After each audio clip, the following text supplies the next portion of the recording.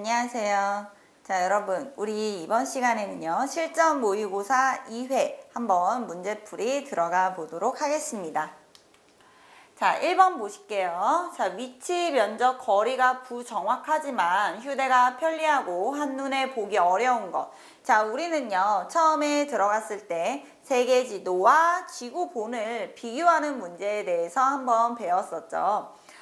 지구본이라는 거는 지구 모양을 그대로 축소시켜 놓은 것이 바로 지구본이었었죠. 그래서 위치나 거리 면적은 정확하지만 휴대가 불편하고 찾기가 힘들다라는 것이 바로 지구본의 특징이었고요.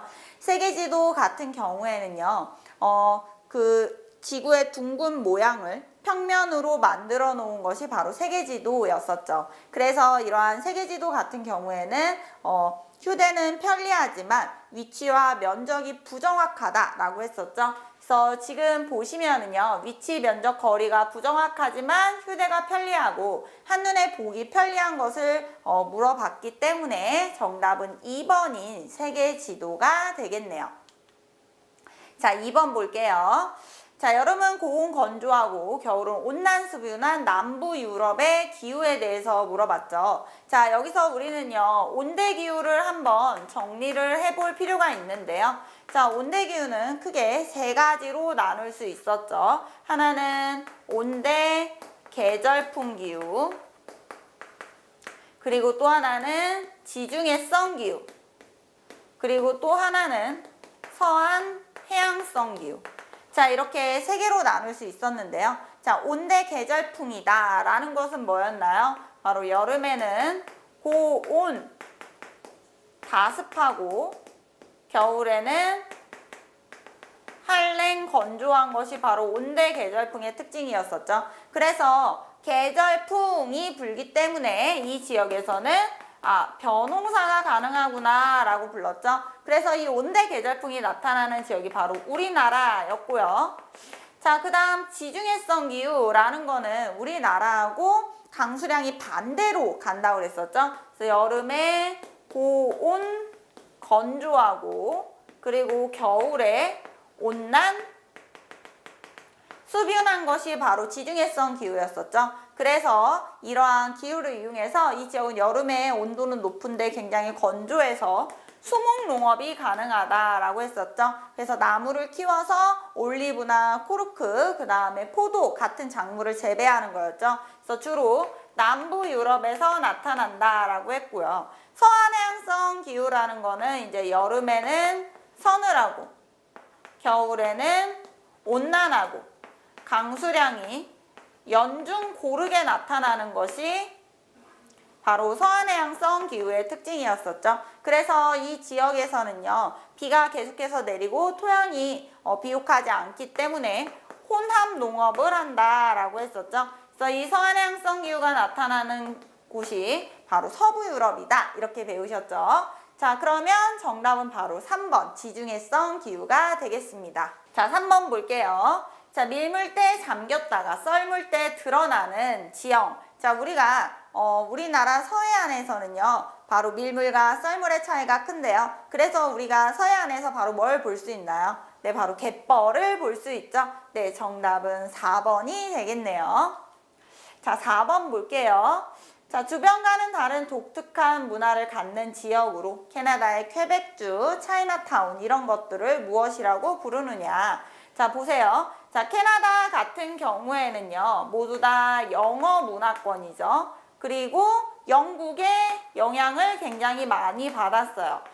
그런데요, 이 퀘벡주 같은 경우에는요, 프랑스의 영향을 많이 받아서요, 이 지역만 프랑스어를 쓴대요. 자, 지금 한 국가 안에 이 퀘벡주는요, 동떨어진 섬과 같이 느껴지죠. 그래서 우리가 이러한 개념을 문화의 섬이다 라고 불렀었죠. 차이나타운 마찬가지죠. 우리나라에서 인천에서 바로 차이나타운을 볼 수 있는데요. 우리나라에서 한국어를 막 쓰다가 인천의 차이나타운에 딱 들어가면 중국어가 막 들려요. 자, 원래는 우리 모두가 다 한국어를 쓰는데 이 지역만 동떨어진 것처럼 느껴지네요. 네, 그래서 우리가 이러한 것을 문화의 섬이다 이렇게 불렀었죠.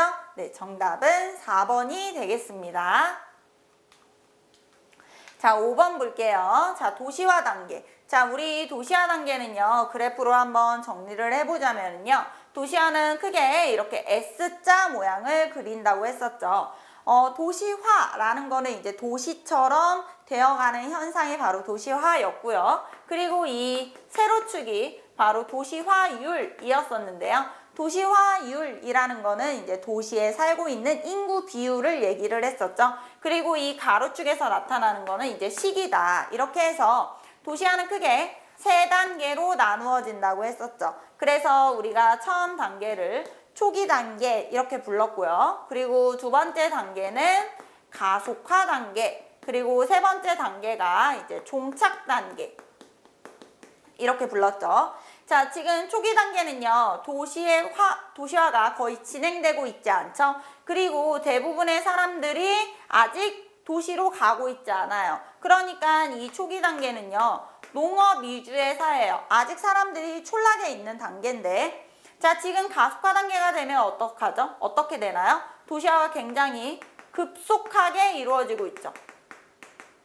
자, 그러면 왜 도시화율이 높아지느냐? 바로 농촌의 인구가 도시로 이동했기 때문인데요. 자, 우리가 이러한 것을 네 글자로 이촌향로다 이렇게 불렀죠. 자, 그리고 이제 종착 단계가 가다 보면은요, 도시화가 더 이상 진행되지 않아요. 정체되어 있죠. 그리고 오히려 이 시기에는요, 도시에서 농촌으로 이동하는 인구의 유턴 현상 또는 역도시화 현상 또는 교외화 현상이 일어난다라고 했었죠. 자, 그러면 볼게요. 자, 1번. 자, 이촌향도 현상이 나타나는 건 초기 단계가 아니라 가속화 단계였었죠. 자, 대부분의 인구가 농촌에 거주하는 거는 가속화 단계가 아니라 초기 단계였고요. 그리고 도시화 진행 속도가 느리게 나타나는 건 가속화 단계가 아니라 여기 마찬가지로 초기 단계. 자, 종착 단계에서는 마지막이죠? 네, 역도시화가 나타난다. 네, 정답이네요. 그래서 5번의 정답은 4번이 되겠습니다. 자, 6번이에요. 자, 다음 보기에서 설명하는 의미인데요. 자, 우리는 사회화를 배우면서 사회화는 내가 태어나면서부터 죽을 때까지 계속해서 진행이 된다고 했었죠. 자, 우리가 태어나서 처음 배우는 사회화를요, 초기 사회화 이렇게 부르는데요. 이 초기 사회화는요, 말 그대로 우리가 사회생활을 하면서 아주 기초적인 것들을 배우는 거예요. 밥을 먹는다던가 옷을 입는다던가 이런 것들이 이제 초기 사회화가 되는 거고요. 그리고 내가 살아가면서 사회는 끊임없이 변화를 하고 있죠. 자, 이렇게 변동되는 사회에 내가 이 사회에 적응하기 위해서는 다시 한번 사회화를 배우는 과정이 필요하다고 그랬었죠. 자, 우리가 방송에서도요, 본방송이 있고 이 본방송을 다시 한번 해주는 거를 우리는 재방송 이렇게 불렀었죠. 자, 사회화도 마찬가지로 한번 배웠는데 다시 한번 배워요. 그러면 우리는 이것을 재사회화 이렇게 부르면 되겠네요. 자, 이런 것들이 바로 직장인의 외국어 공부, 그 다음에 노인들의 컴퓨터 교육, 그 다음 새로운 사회 환경에 적응하기 위해서 다시 한번 배우는 과정. 네, 바로 재사회화가 되겠네요. 정답은 3번이고요. 예기사회화라는 거는요, 말 그대로 예비하는 거예요. 그러니까 앞으로 바뀔 것을 대비를 해서 미리 준비하는 과정이라고 보시면 돼요. 그래서 신입생 오리엔테이션이라던가 아니면은 이민을 가기 전에 어학 학원을 다닌다던가 이런 것들이 이제 예기사회화고요.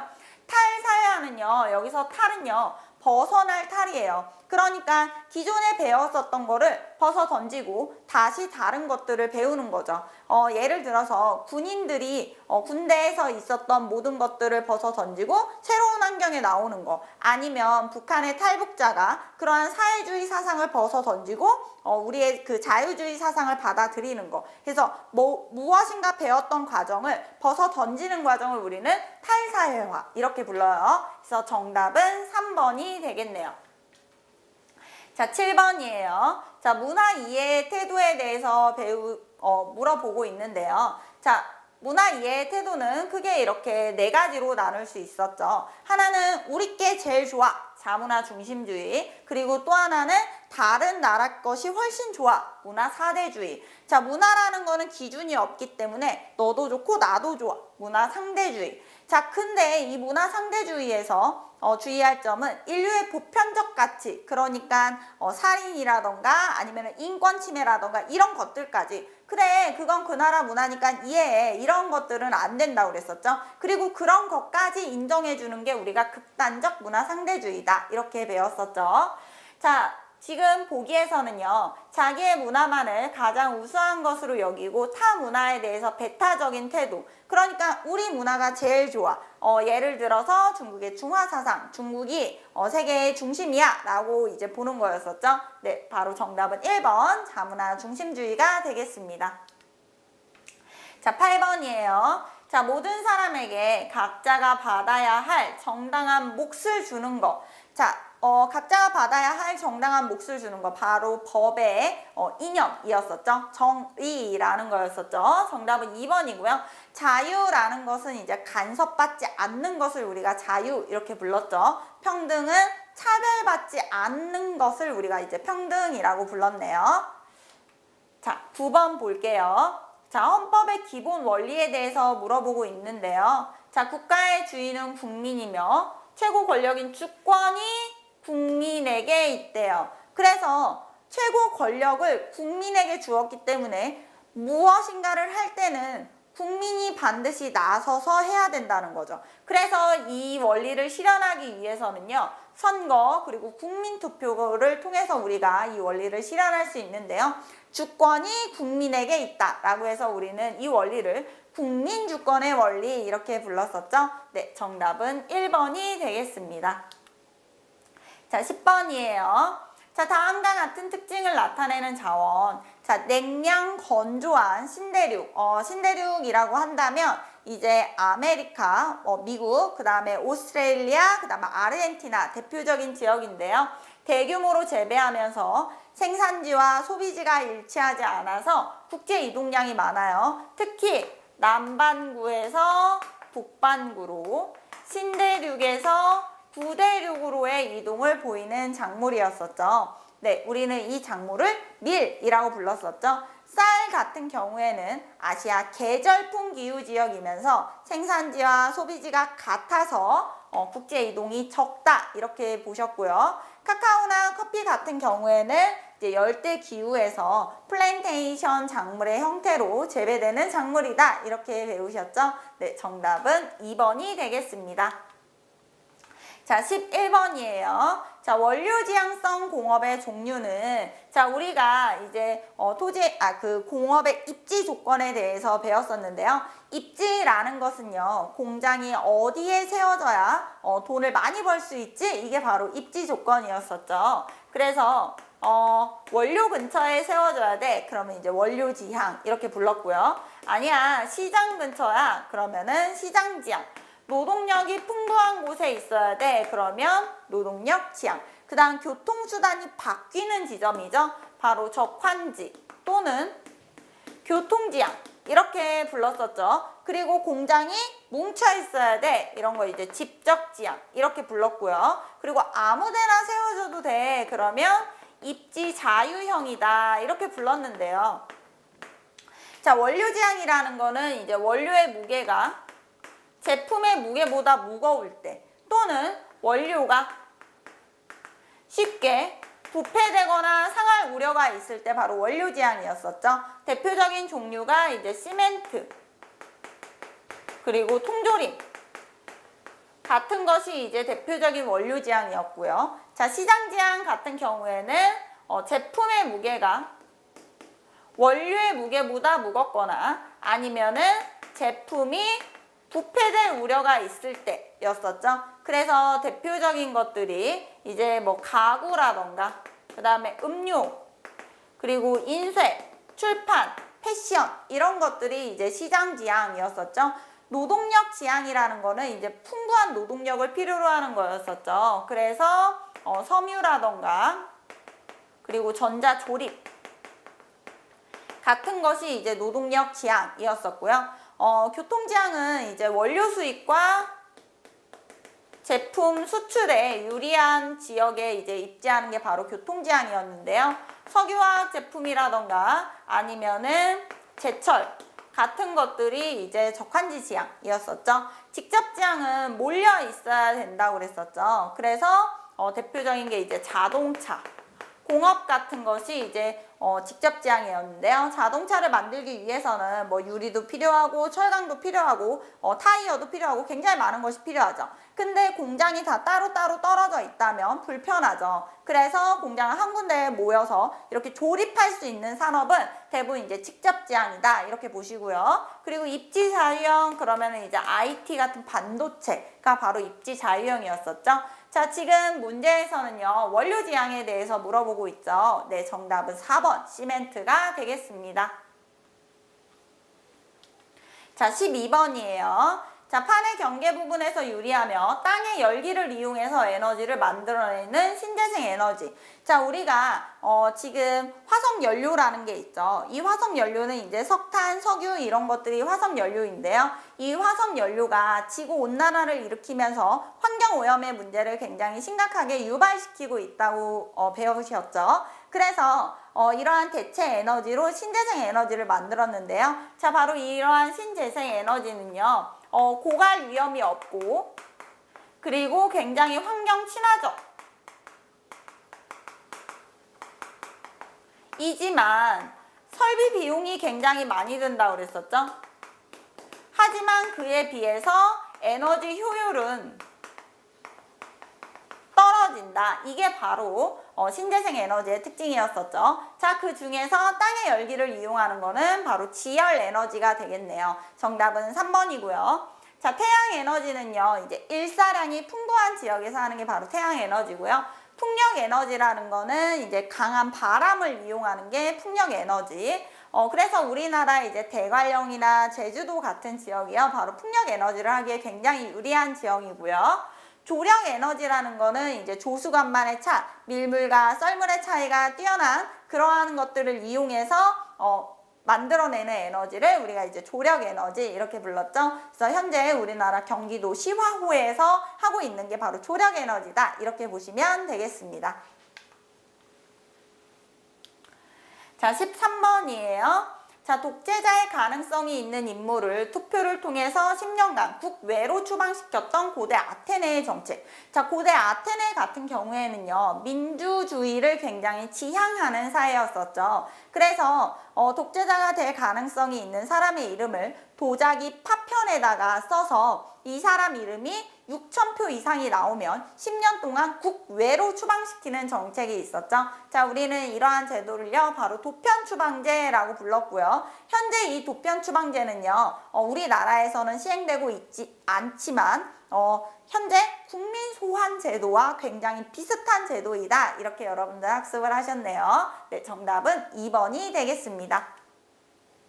자, 14번이에요. 자, 정치적 견해를 같이 하는 사람들이 정권 획득을 통해서 만든 집단.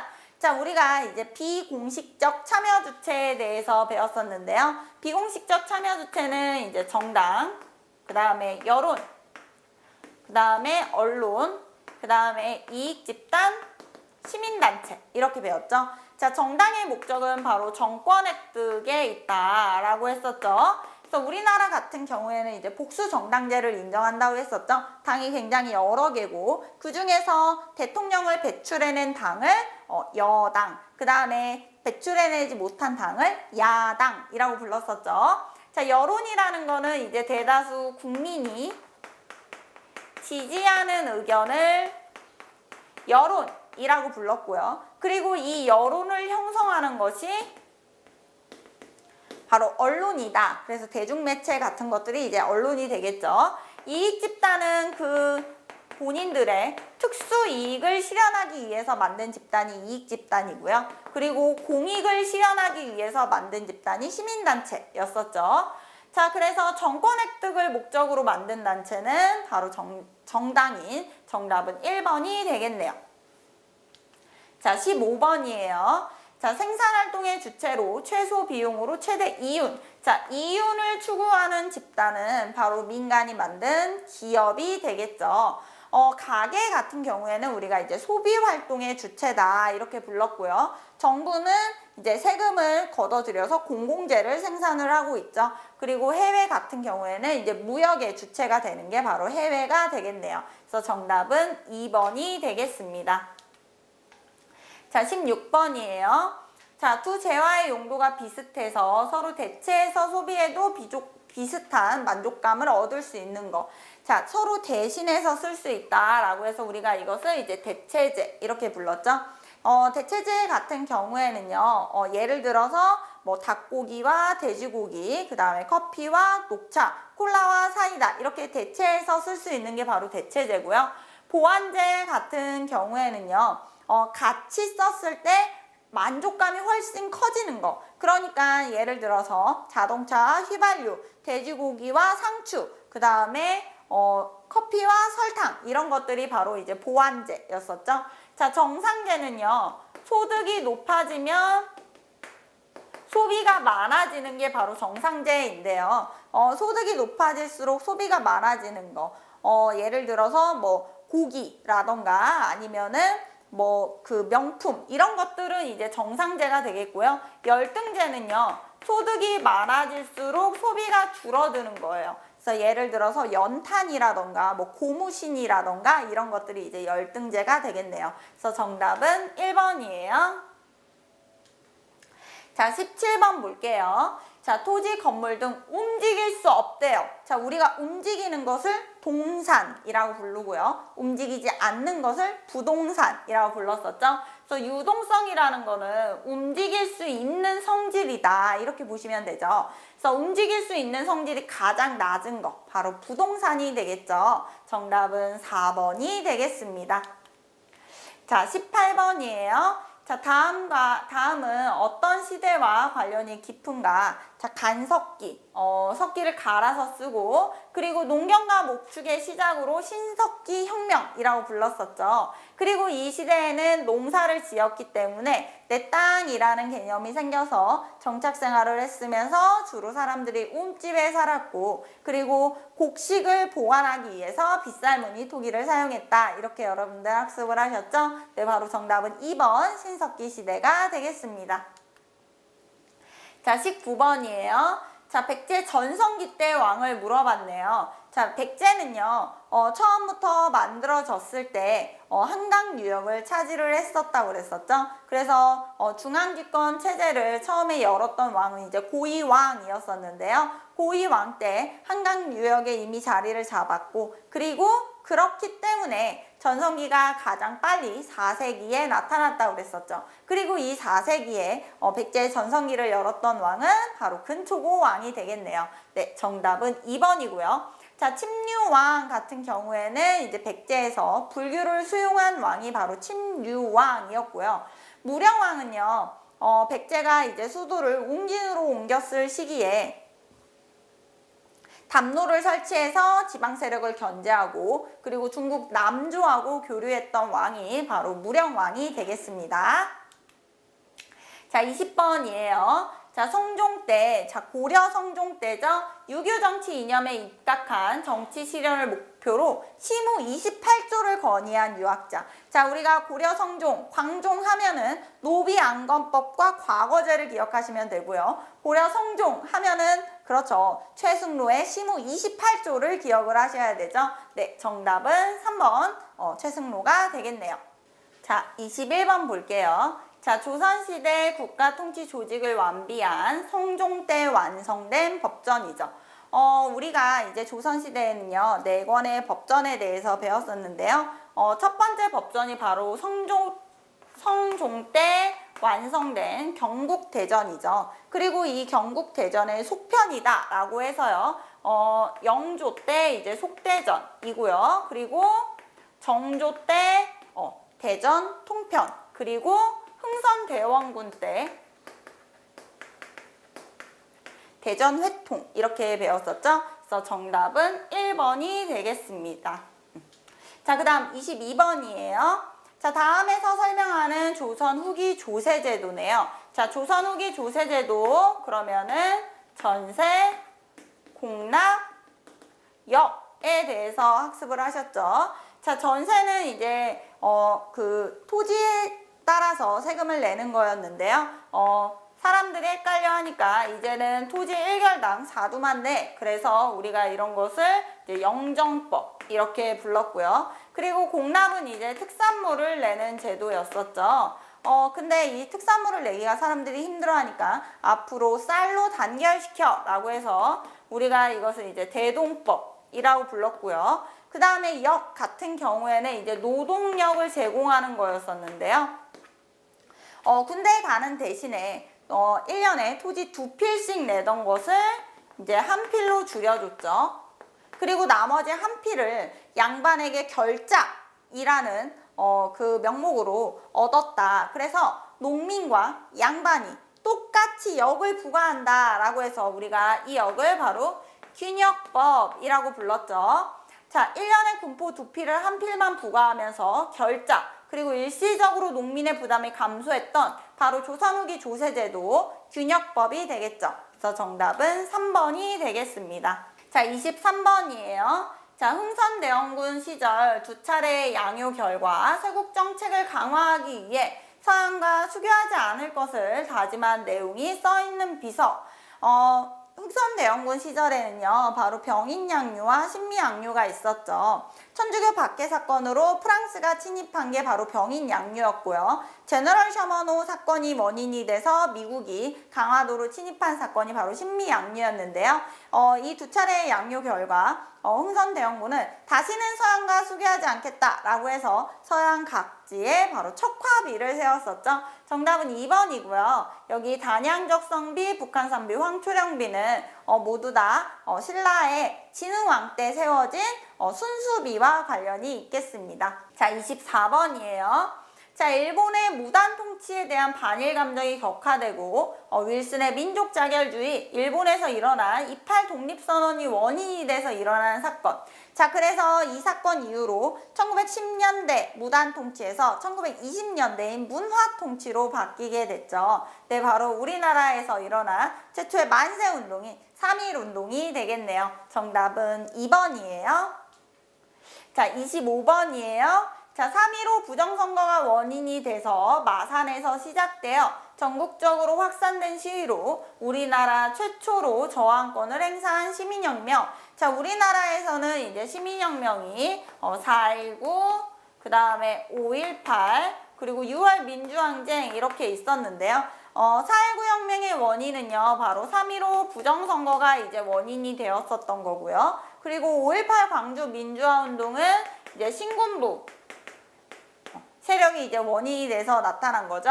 그리고 6월 민주항쟁은 이제 전두환 대통령의 호원 조치 철회. 그러니까는 대통령을 이제 직선제로 바꿔달라고 했는데 우리 계속 간선제로 하겠다라고 해서 대통령 직선제의 그 헌법을 고쳐라 라고 해서 일어난 게 바로 이 6월 민주항쟁이다 이렇게 보시면 돼요. 그래서 3.15 부정선거가 원인이 돼서 일어난 우리나라 최초의 시민혁명은요 바로 4.19 혁명이 되겠죠. 그래서 정답은 1번이 되겠습니다. 자, 여러분들 이번 시간에는요 바로 실전 모의고사 2회 문제풀이를 통해서요 내용 정리를 하게 됐는데요. 틀린 문제 반드시 복습하시고요. 우리는 다음 시간에 실전 모의고사 3회를 통해서 여러분들과 만나보도록 하겠습니다. 네, 수고하셨습니다.